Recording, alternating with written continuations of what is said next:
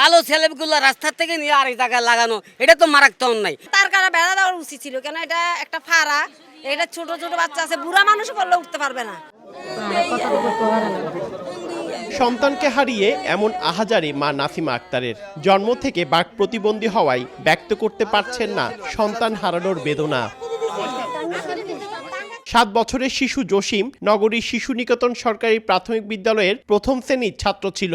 মা জন্ম থেকে বোবা হওয়ায় ভিক্ষা করেন আর বাবা রিকশা চালিয়ে সংসার চালান। সিএমবি কলোনি খালপার এলাকায় শনিবার বিকেলে খেলছিল জসিম। এরপর থেকে সে নিখোঁজ হয়। খোঁজাখুঁজি করেও কোনো হদিশ পাওয়া যায়নি। রোববার সকালে নাসির খালে তার লাশ ভেসে উঠতে দেখেন স্থানীয়রা। এখানে আমার বোন আর একটা মেয়ে আর আমার ভাই ওরা খেলতে হঠাৎ করে ও পড়ে গেছিল। আমরা চাই এটা তদন্ত হোক, কিভাবে পড়ছে, কেমনে পড়ছে, এটা আমরা আমাদের সন্তান আমরা হারাইছি। আমরা চাই না অন্য কোনো মায়ের বুক খালি হোক। সালাবগুলো উড়ানোর সাথে সাথে তো বাচ্চা পড়েছে, খেলাতে হয়েছে, বাচ্চা মানুষ তো পড়তেই পারে। তার কারণে বেড়া দেওয়ার উচিত ছিল, কেন এটা একটা ফাড়া, এটা ছোট ছোট বাচ্চা আছে, বুড়া মানুষ করলে উঠতে পারবে না। স্থানীয়দের দাবি রাস্তার কয়েকটি স্ল্যাব তুলে ফেলায় খালে পড়ে শিশুটি মারা যায়। স্ল্যাবটা উঠানোর সাথে সাথে একটা স্ট্রাকচার দেওয়া উচিত ছিল, এটা বিপদ হতে পারে, রাত্রে মানুষ হাঁটাগুটা করে। আর এখানে তো এটা উঠানোর সাথে এখানে যদি না পড়ে সেটা ব্যবস্থা করবেন না। ভালো ছেলেগুলো রাস্তা থেকে নিয়ে আরেক জায়গায় লাগানো, এটা তো মারাত্মক অন্যায়। আমরা সেই বিচারটা চাই।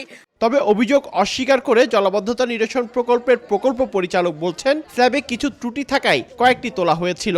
2-4টা স্ল্যাবে আপনার ক্র্যাক দেখা দিয়েছে, এটা গত রাতে আমরা ইনভেস্টিগেট করতে পাঠিয়েছি। আর বাচ্চাটার কিন্তু টাইমলাইনটা যদি খেয়াল করেন, বাচ্চাটার টাইমলাইনের সাথে আমাদের স্ল্যাব রিমুভাল টাইম কিন্তু মিল নাই। স্থানীয়রা বলছেন, এর আগেও খোলা স্ল্যাব দিয়ে কয়েক শিশু নাসির খালে পড়ে গেল, টনক নড়েনি কর্তৃপক্ষের।